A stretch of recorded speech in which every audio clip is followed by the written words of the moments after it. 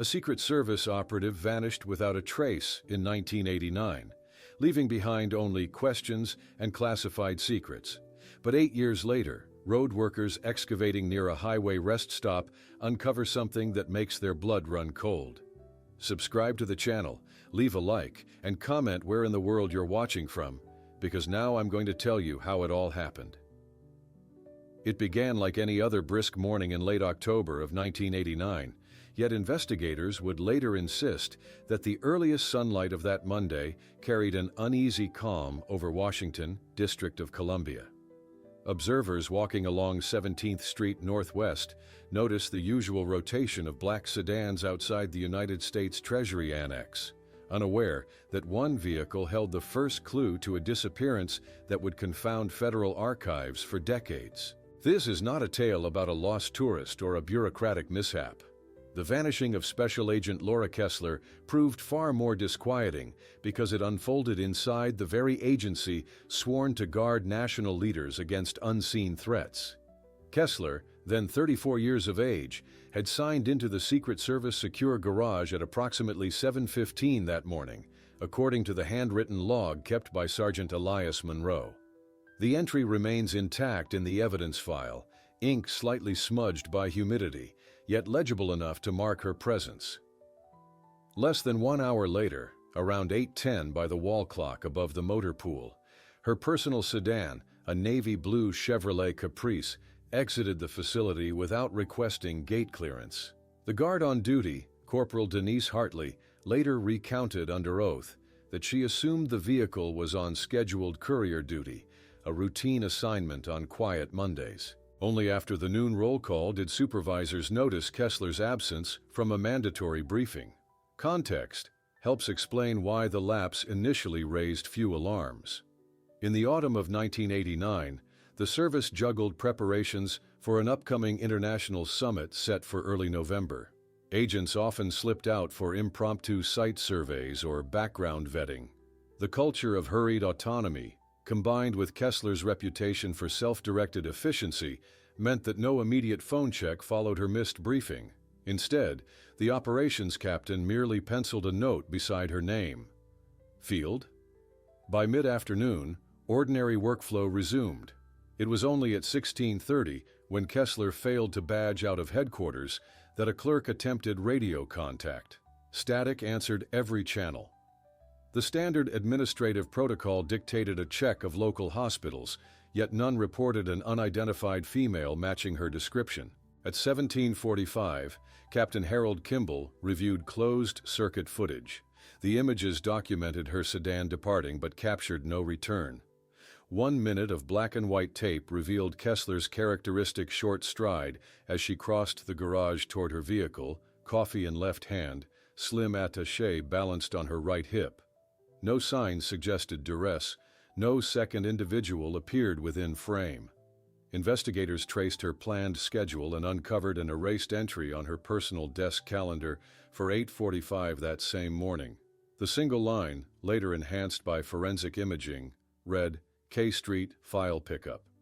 There was no official task order logged for that address, nor any recorded intelligence operation requiring a solo visit. That small fragment, scratched lightly in pencil, would become the case's most contentious lead. As dusk settled over the Capitol that evening, the Secret Service filed an internal alert titled, Agent Unaccounted. Few outside the agency learned of the notice before morning editions hit newsstands, yet, within headquarters, a silent understanding spread. Whatever path Laura Kessler had chosen between 7:15 and 8:10 had diverged sharply from protocol, leaving behind a vacuum of certainty that formal procedures struggled to fill. Before sunrise on Tuesday, the 31st of October of 1989, the Secret Service Joint Operations Center switched from routine monitoring to priority tracking. Overnight, copies of the internal Agent Unaccounted alert had circulated quietly to partner agencies, including the Metropolitan Police Department and the Federal Bureau of Investigation. By 6:30 that morning, a task group of 8 investigators gathered inside a windowless conference room on the 9th floor of headquarters.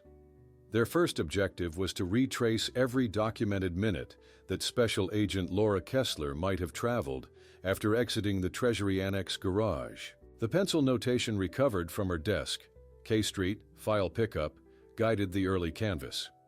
At 8:15, two unmarked sedans headed west along Pennsylvania Avenue toward a commercial corridor lined with lobbying firms and trade associations. K Street Northwest was barely stirring when officers located a navy blue Chevrolet Caprice parked at the curb near the intersection with 19th Street. The engine was cool, indicating several idle hours. Municipal parking enforcement had chalked a rear tire at 2:40 that morning, suggesting the vehicle had been stationary long before the officers' midnight beat. Inside the sedan, evidence technicians photographed every surface. The driver's seat retained the customary position, matching Kessler's recorded height of 5 feet 7 inches. The dashboard clock displayed 8:23, frozen after the ignition shut off. On the passenger seat rested an unopened manila envelope stamped only with the word "Abstracts." No addressee, no departmental seal. Latent prints lifted from the envelope flap aligned with Kessler's personnel file. Secondary impressions, partial and smeared, remained unidentified. By late morning, investigators secured closed-circuit tape from a nearby bank whose exterior camera faced the curb. The footage, time-coded 8:17, captured a figure matching Kessler's frame stepping out of the Caprice, envelope in hand. She crossed 19th Street, disappearing beyond the camera's field. Crucially, no one followed her. 34 minutes later, at 8:51, the same camera recorded a delivery van stopping beside the Caprice. A man wearing coveralls approached the sedan, appeared to inspect the trunk, then returned to the van and drove off. License plate analysis traced the vehicle to a private courier firm subcontracted by several federal offices. Yet dispatch logs listed no pickups on K Street that morning. Context from those days clarifies why leads multiplied faster than resources. Washington, District of Columbia, was gearing for the early November summit, and interagency couriers crisscrossed downtown, carrying classified binders. The presence of a delivery van near Kessler's car, on its own, offered no clear violation of procedure. Still, investigators flagged the discrepancy for review. At 13:10, a warrant team entered a fourth-floor suite at 1949 K Street, the building Kessler had presumably headed toward. Office directory records showed the space leased to Atlantic Research Associates, a consultancy describing its work as geopolitical risk analysis.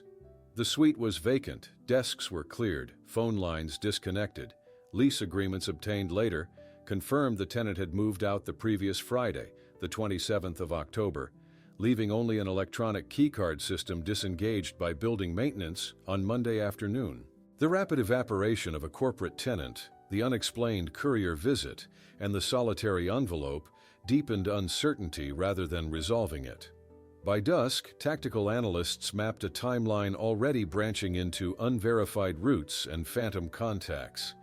Each new data point seemed to confirm that Laura Kessler's departure from routine duty was neither spontaneous nor entirely self-directed.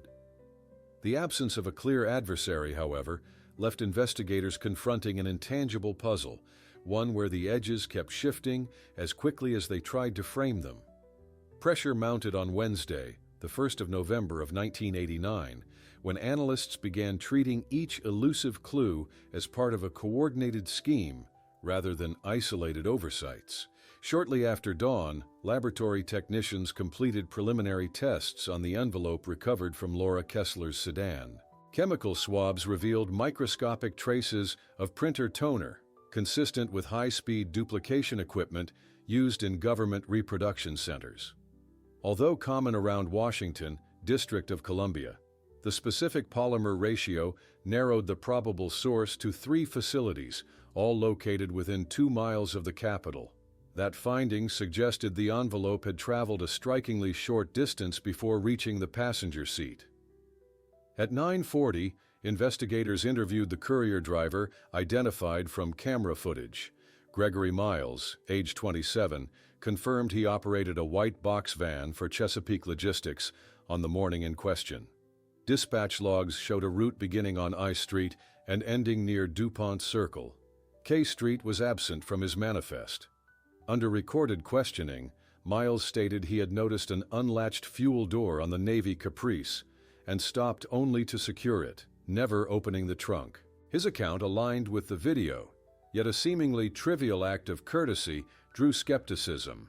Officers impounded the van for trace materials. Within the cargo bay, forensics detected a faint smear of the same toner compound found on Kessler's envelope, though additional items inside the vehicle, stacks of recycled office boxes, complicated any direct link.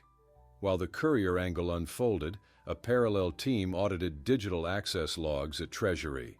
Kessler had reviewed one classified briefing the evening before her disappearance, a document labeled Summit Contingency Options. Records indicated she printed a single hard copy at 1920 that night, signed it out, and never returned it. The missing briefing matched the technical profile of the toner traces. Coordinators now faced the possibility that the mysterious envelope contained sensitive extracts prepared by Kessler herself, perhaps intended for external consultation. Attention turned again to Atlantic Research Associates, the vacated suite on K Street. Building maintenance produced a discarded service ticket dated Friday, the 27th of October, listing the removal of 2 large-format copiers. Serial numbers traced to a procurement auction in Northern Virginia, where surplus Treasury equipment had been sold 6 months earlier. If those same copiers were briefly reinstalled on K Street, they could have duplicated classified material without tripping Treasury's internal oversight. By early afternoon, the investigative narrative widened. Personnel files showed Kessler spent 2 years as a liaison to the National Security Council, cultivating contacts across multiple departments. Colleagues described her as methodical, skeptical of bureaucratic bottlenecks, and occasionally willing to bypass hierarchy if she believed urgency warranted it. This profile complicated assumptions of coercion. Investigators could not dismiss the chance that she orchestrated certain movements voluntarily, perhaps to expose vulnerabilities ahead of the November summit. Still, unresolved contradictions persisted. No credible witness placed Kessler anywhere after 8:17 on Monday. No financial activity appeared on her personal accounts, and her Arlington apartment remained untouched. By nightfall, the task force compiled a working matrix of possibilities, ranging from internal whistleblower action to external abduction, each scenario intersecting at K Street yet diverging sharply beyond that point. The search, now 48 hours old, advanced swiftly on paper, yet lagged in tangible progress, leaving officials to confront a widening gulf between theories and confirmable facts. Thursday, the 2nd of November of 1989, opened with an early frost that glazed traffic signs along Interstate 95, and the investigative tempo shifted to match the sharp air. At 6:50, a logistics audit uncovered a bill of lading linking the 2 surplus Treasury copiers to a short-term storage depot in Lorton, Virginia. The freight manifest indicated a delivery window between Saturday, the 28th, and Monday, the 30th, aligning precisely with the gap between the suite's vacancy and Laura Kessler's last verified movements. By 8:30, federal agents entered the Lorton warehouse, a beige metal structure sitting behind chain-link fencing near the decommissioned penitentiary grounds. Inside, rows of wooden pallets waited for auction, yet the copiers were missing. Technicians focused instead on a shallow rectangle of dust where the machines had rested. Next to that outline lay a cardboard carton stuffed with cross-cut paper strips. Laboratory teams later reassembled several fragments, revealing partial headers from the Summit Contingency Options briefing. The discovery confirmed that classified pages printed by Kessler had been duplicated and then destroyed outside secure channels, but it still failed to clarify whether she authorized the disposal or someone else sought to erase her trail. Parallel inquiries probed Kessler's final electronic footprint. Treasury's telecommunication logs showed her numeric pager receiving a single callback message at 7:58 on Monday morning, 9 minutes before she exited the garage. The originating number traced to a payphone inside Union Station's main concourse.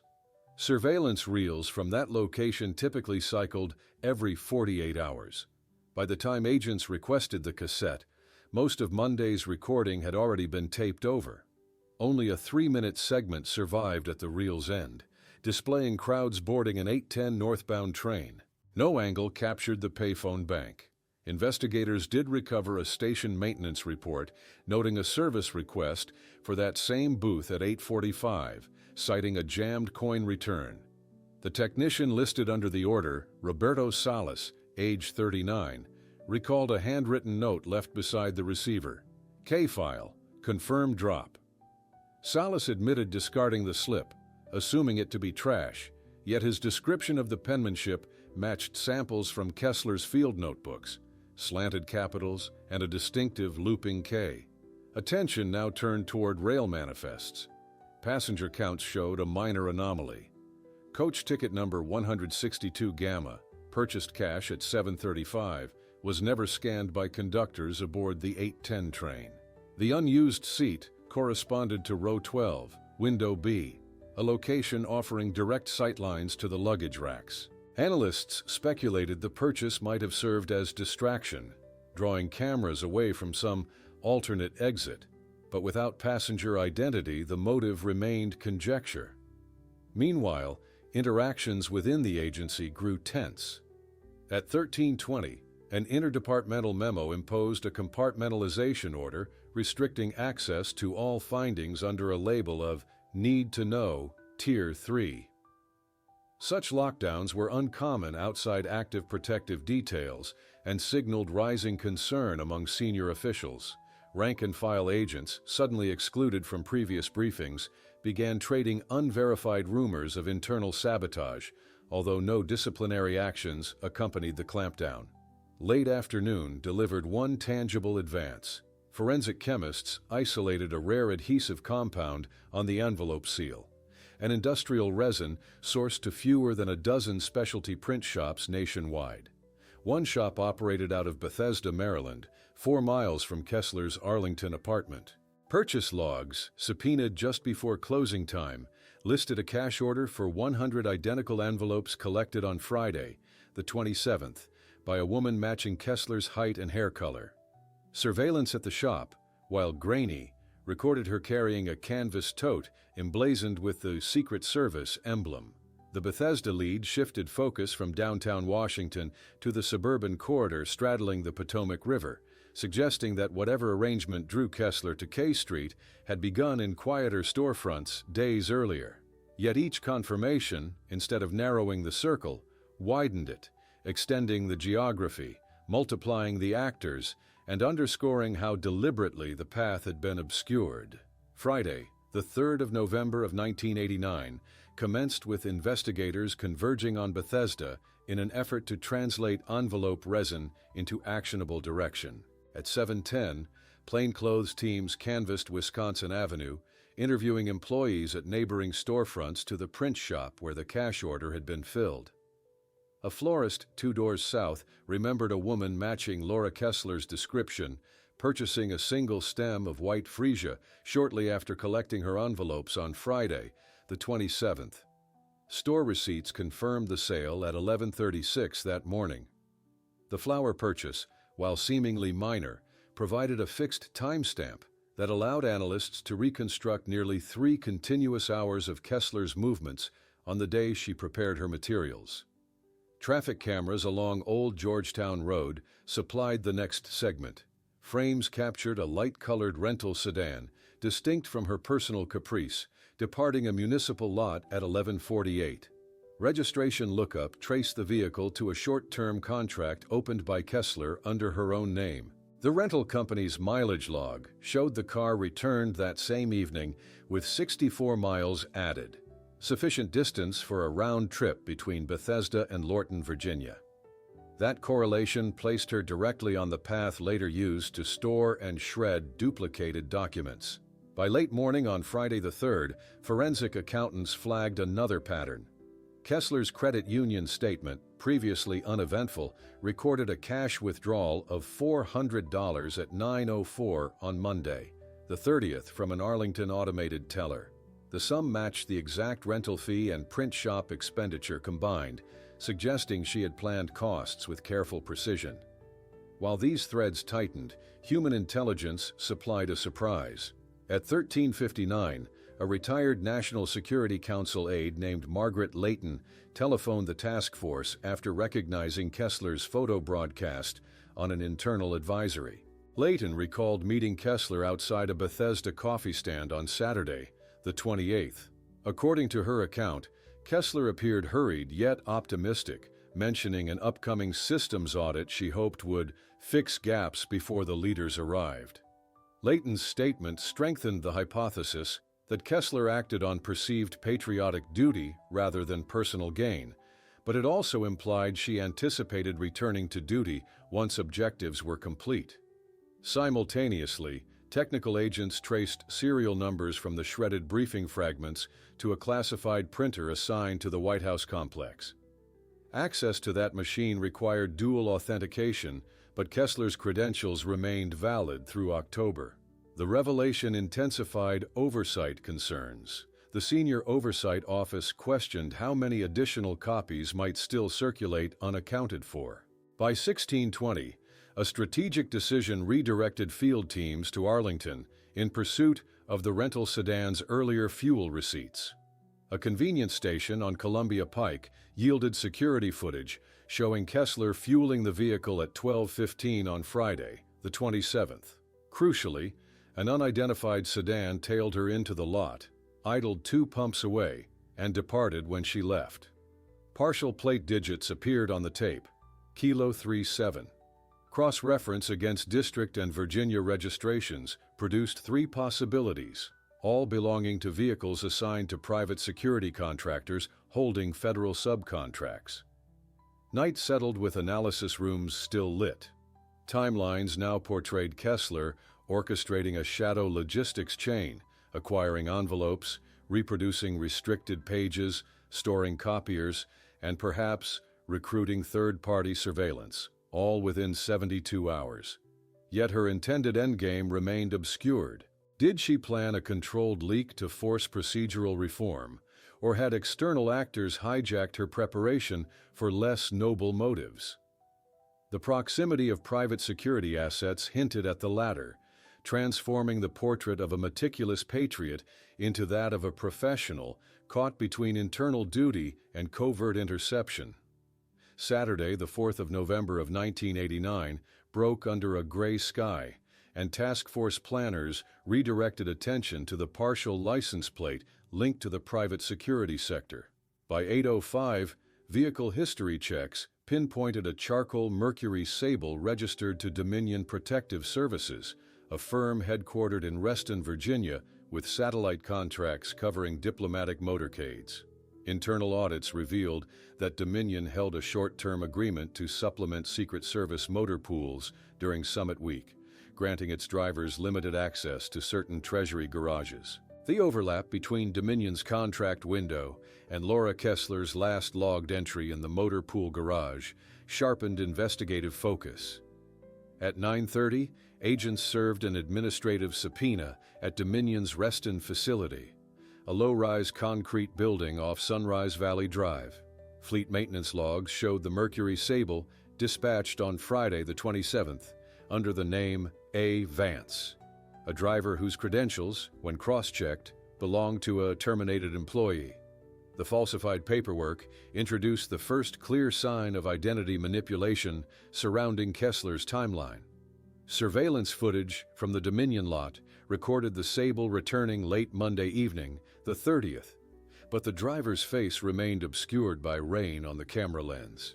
Tire treads matched impressions lifted from the Arlington convenience station where the vehicle had idled near Kessler, establishing physical linkage. Meanwhile, analysts revisited the recovered manila envelope, scanning its interior under ultraviolet illumination.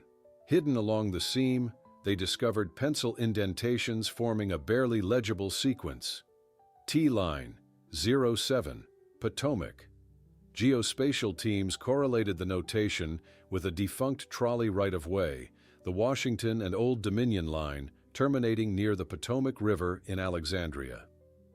Soil experts verified that trace particles on Kessler's Caprice floor mats contained slag typical of the abandoned railbed. These converging indicators suggested she had traveled to the riverfront spur sometime between her envelope pickup in Bethesda and the document duplication in Lorton. Ground units deployed to the Alexandria corridor at 1310. The trolley remnants bordered a cluster of derelict warehouses slated for redevelopment. In the third structure, a cinder block shed adjoining the main hall, searchers located a fireproof cabinet whose lock had been drilled out. Inside lay a portable cassette recorder, its magnetic tape torn but salvageable. Audio technicians later recovered intermittent clicks resembling rotary dial phone pulses, interspersed with static bursts consistent with shortwave encryption tests. The equipment brand matched a requisition order Dominion Protective Services placed 2 months earlier.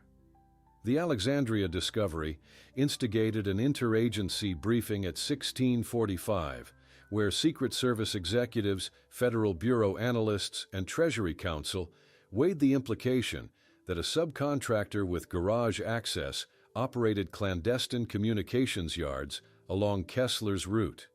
Meeting minutes summarized an emerging consensus that Kessler's movements might represent counter-surveillance against a threat embedded within Summit Logistics rather than an unauthorized leak. Yet the absence of her voice on the recovered audio left motive unresolved. As dusk advanced, the task force synchronized phone metadata, vehicle telemetry, and badge access anomalies, generating a pattern of proximity. Every instance of Kessler's documented location overlapped within 30 minutes with a Dominion vehicle ping or service record. The statistic, calculated at 87% correlation, elevated Dominion from peripheral curiosity to central suspect. Nevertheless, direct evidence of confrontation remained elusive. No witness had observed contact between Kessler and any Dominion employee. The day concluded with a sense of narrowing radius. Investigators now possessed a contracting map linking Bethesda, Lorton, Arlington, and Alexandria, each waypoint touched by specialized print supplies, falsified fleet logs, or encrypted transmissions. Laura Kessler's intent still lay concealed, but the architecture surrounding her disappearance had begun to reveal engineered symmetry, pointing inexorably toward a single corporate gatekeeper situated less than 20 miles from the Treasury Annex she entered 5 mornings earlier. Sunday, the 5th of November of 1989, dawned with low clouds drifting over the Capitol Beltway, while a multi-agency warrant team prepared to breach Dominion Protective Services' secondary depot in Springfield, Virginia. At 6:19, under muted street lamps, agents entered the corrugated warehouse that company filings described as overflow storage. They expected surplus uniforms and barricades. Instead, they found a partitioned office humming with unauthorized electronics. A trio of desktop computers, none registered on federal procurement lists, displayed a custom interface counting down in red numerals. The timer, set to expire at 900 hours on Tuesday, the 7th, the first full day of the International Summit, prompted immediate lockdown and forensic imaging of every hard drive. Inventory specialists cataloged further anomalies: 34 magnetic access badges cloned from Treasury templates, 8 diplomatic-style license plates, and a sealed envelope identical to the one retrieved from Laura Kessler's Caprice. The new envelope contained only a single Polaroid image. It showed the Alexandria trolley spur at twilight, floodlit by vehicle headlights. In the foreground, a shadowed figure faced away from camera, stature, and haircut resembling Kessler, though resolution prevented confirmation. The reverse of the photograph bore a handwritten fraction, 11/7, matching notation habits in Kessler's archived field reports. By 10:40, cryptanalysts decoded a segment of the warehouse computer's countdown software. The script was programmed to dispatch a batch of faxes to 21 newsrooms across North America, each bearing excerpts of the summit contingency options, briefing merged with commentary alleging systemic vulnerabilities in Secret Service advanced protocols. Embedded within the fax header lay a forged memorandum of attribution to Kessler herself. If transmitted during the summit, the leak would present her as whistleblower and cast doubt on official readiness, potentially disrupting diplomatic proceedings. Parallel interviews unfolded. Dominion's chief operations officer, Raymond Leclerc, age 42, surrendered voluntarily at 11:25. Payroll audits showed he had authorized overtime for phantom employees during the same evenings. Kessler maneuvered around Bethesda and Lorton. Confronted with the cloned Treasury badges, Leclerc claimed the items were props for a security training simulation requested by an unnamed federal liaison. However, no contract records supported his statement. Investigators obtained phone logs revealing a sequence of late-night calls between Leclerc's private line and a pager registered to Kessler on Saturday, the 28th, and again on Monday, the 30th. Content of the calls could not be recovered, but duration tallies, each under 30 seconds, suggested numeric passcodes rather than conversation. During equipment triage at 1410, technicians discovered a concealed floppy disk labeled T-Line Archive. File directories contained scan images of shredded briefing pages reconstructed via software, along with voice-modulated recordings of short phrases. Audio engineers isolated one segment where a female voice, consistent with Kessler's bureau voice print, recited a string of coordinates corresponding to the abandoned railbed. Her tone sounded controlled, devoid of distress, reinforcing theories that she engaged Dominion facilities willingly, at least initially. Yet contradictions persisted. Forensic timestamps proved Dominion's countdown application was installed after 2100 hours on Monday, the 30th, several hours after Kessler's last known movement. Whoever configured the scheduled fax intended to use her planning while excluding her from the final trigger. The distinction reframed the case. Kessler may have orchestrated an internal stress test, but Dominion operators appeared poised to weaponize her audit into a public scandal. As sunlight faded on Sunday, analysts consolidated evidence, overlapping pagers, counterfeit access, a looming automated leak. Still, the core question remained unsettled. Where was Laura Kessler during these unfolding preparations, and had she discovered in time that collaborators were recasting her compliance checks into a high-profile breach poised for the summit's opening hour? The task force moved into the pre-dawn hours of Monday, the 6th of November of 1989, less than 24 hours before the summit curtain would rise. At 0430, technicians completed a mirror image of Dominion's countdown drives, permitting a remote disabling command while preserving evidence. The timer froze at 19 hours 12 minutes, halting the scheduled fax barrage, yet confirming the mechanism had required no human presence once armed. Analysts concluded that Dominion's architects could already be elsewhere, confident the automation would proceed unchecked. Attention pivoted to the question of Laura Kessler's physical location. Automatic toll plaza data yielded a new thread. A transponder linked to her rental sedan recorded a passage through the Dulles Greenway at 1957 on Sunday, the 5th. The sedan had been logged as returned 2 hours earlier in Arlington, indicating the device had been transferred to a different vehicle. Surveillance stills from the toll lane displayed a dark utility van with passenger-side damage, partially obscuring the tag. That van's silhouette matched a model maintained in Dominion's Springfield fleet, now missing from the company roster.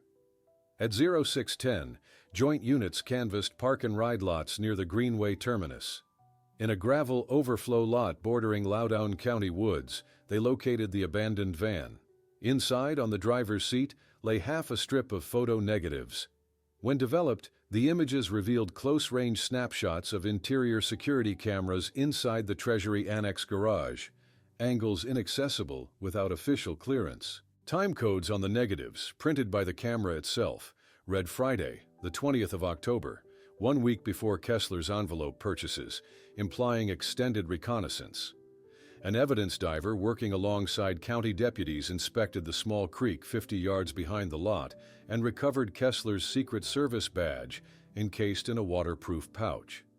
Forensic inspection showed the badge surface freshly polished, free of fingerprints, suggesting deliberate placement rather than hurried disposal.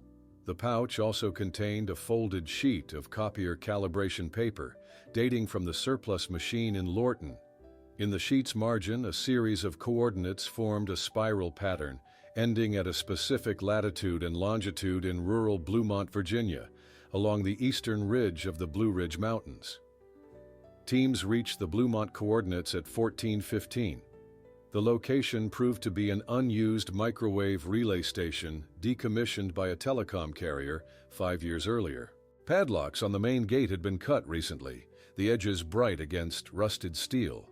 Inside the concrete bunker, searchers discovered a portable generator still warm, a camping cot, and an aluminum case containing additional reconstructed briefing pages annotated in the same slanted handwriting attributed to Kessler.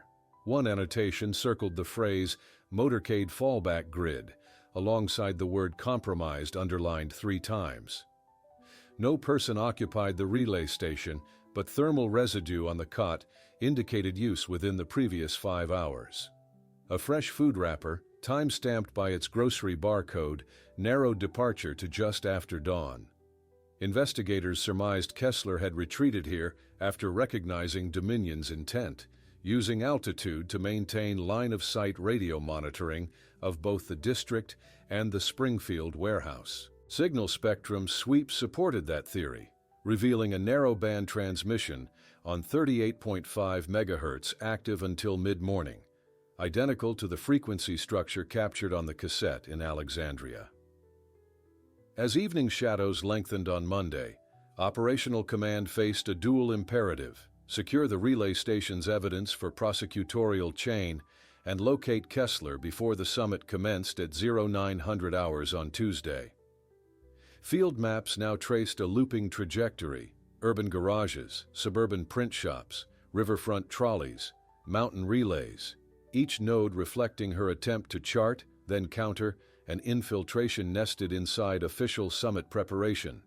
Yet, with every recovered artifact pointing to steps already taken, the uncertainty of her next move deepened, pressing investigators against a deadline measured not in days, but in the dwindling pre-summit hours.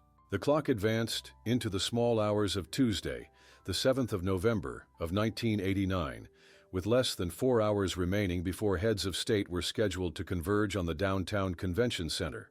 At 0214, signal technicians monitoring the Blue Ridge relay station caught a brief reactivation of the 38.5 MHz channel.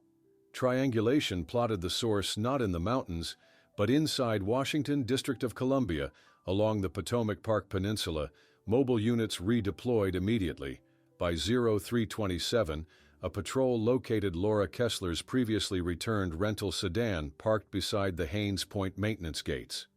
The vehicle was unlocked, engine cold. In the trunk lay a police band scanner tuned to Secret Service protective frequencies and a spiral notebook open to a hand-drawn floor plan of the convention center's subterranean utility corridors. One margin carried the notation West Service, 0615 handoff, followed by the initials CM, a shorthand Kessler used for countermeasures during earlier detail audits. Surveillance teams relayed the finding to Venue Command. While debate continued whether to initiate a full facility sweep, closed-circuit cameras captured a lone female figure at 0358 entering a delivery ramp on the center's north side. She wore a pale maintenance jumpsuit and swiped a retired employee badge through the magstripe reader. Facial recognition scored an 83% match to Kessler. Pursuit units converged, but the figure disappeared into an equipment alcove before contact. At 0426, an unattended duffel bearing contractor patches appeared beside the backup generator room. Bomb technicians cleared the bag within 8 minutes, discovering no explosives, but several neatly bound document packets, reconstructed pages of the Summit Contingency Options briefing, each stamped "Compromised" in red grease pencil, plus a micro-cassette labeled for the special agent in charge. Audio analysis, completed on scene, carried Kessler's voice explaining that Dominion Protective Services had installed a false evacuation script set to transmit the radio phrase "Atlas Gray" at 0830, which would draw principal motorcades toward an alternate tunnel where cloned badges would redirect drivers. Her recording urged leadership to ignore any Atlas call and verify orders through line-of-sight confirmation only. Within 15 minutes of the cassette's discovery, internal network logs registered an unauthorized attempt to upload a status bulletin containing the code words "Atlas Amber." The effort failed, blocked by new firewall rules installed overnight by Treasury cybersecurity staff, confirming that hostile actors remained inside the security matrix. Raids intensified. At 0712, agents detained Dominion employee Nathan Corbett, age 33, near a loading dock carrying a pager linked to the earlier numeric exchanges and a stack of counterfeit route placards. Corbett's badge encoded the same Kilo 37 license fragment filmed shadowing Kessler on Columbia Pike. Interrogation would have to wait. The Summit clock pressed on. Camera review placed Kessler one final time at 0739, crossing the freight corridor toward parking quadrant C, her pace quick but steady. Response teams arrived 4 minutes later to find only scuffed concrete and a dropped keycard bent at the corner. No additional sightings followed. The scheduled plenary began at 0900 without disruption, the Atlas signal never broadcast, and Dominion digital timers remained disabled. An internal after-action summary drafted that afternoon credited "Unknown Insider" with averting a multi-layered breach, yet officially, Laura Kessler's status reverted to "missing, presumed involuntary." The summit concluded 2 days later without public hint of the crisis, leaving investigators with a protected event successfully defended, a conspiracy partially exposed, and a central figure who had stepped into the venue's shadows moments before victory and had not stepped back into the light. Fallout began quietly on Friday, the 10th of November of 1989, 3 days after dignitaries departed the Capitol. By 9:20 that morning, a joint disciplinary board suspended all Dominion Protective Services Summit contracts and issued cease operations notices for their facilities within Maryland and Virginia. Warehouse contents cataloged during follow-up searches revealed additional stockpiles of cloned identification cards and a laptop programmed to wipe itself on the next power cycle. Data forensics, racing the shutdown timer, salvaged a single spreadsheet titled Echo Logs. The file listed 12 numerical pager exchanges between Laura Kessler and a contact code named Relay 4, spanning Thursday, the 26th of October, through the early hours of Summit Day. Analysts matched Relay 4 to an unregistered handset that last pinged a cellular tower near Haines Point only minutes before Kessler slipped inside the convention center's freight corridor. Meanwhile, grand jury subpoenas compelled Dominion executives to turn over payroll archives. A line item marked Consultant Retainer showed weekly disbursements to a shell company in Delaware.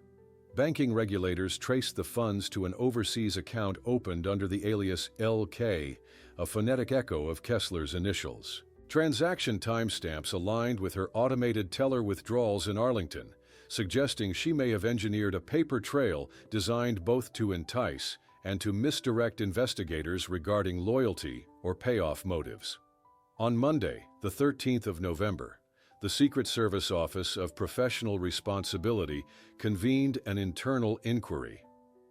Colleagues testified that Kessler had voiced concern in mid-October about privatized perimeter gaps during a routine briefing, recommending deeper vetting of subcontractors.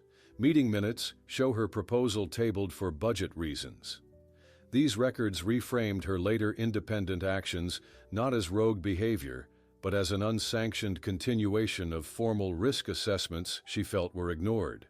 Evidence recovery crews revisited the Bluemont relay station on Wednesday, the 15th, and uncovered fresh boot impressions in moist soil leading to a service road. The prints measured 7½ inches across the ball, consistent with Kessler's agency-issued hiking footwear. Nearby, wedged beneath a shale outcrop, lay a waterproof notebook containing only 2 words on its first page: "Check Echo." No other writing filled the pages, but fiber analysis revealed microscopic fragments of Capitol Hill stationery stuck to the inner back cover, implying the notebook had shared space with classified folders at some point after her disappearance. Publicly, the story never gained traction. Press briefings described minor procedural anomalies corrected in advance of the summit, while Dominion rebranded and relocated corporate headquarters to Phoenix within 6 months. Internally, a case file labeled Operation Echo continued to expand. By late December, investigators counted 4 additional attempts to access the disabled Countdown servers from international IP addresses, each trace ending at hosts in Luxembourg, Singapore, and Buenos Aires. Whether those probes sought the same contingency briefings or were merely fishing for residual credentials remained unverified. As winter settled over the capital, Laura Kessler's apartment lease expired. Property management boxed her belongings: a single-speed bicycle, a stack of foreign language manuals, and an unopened parcel postmarked from Denver 5 days after she vanished. The parcel contained a digital voice recorder identical to the model found in Alexandria, battery removed, memory empty. Postal logs listed the sender as Relay 4.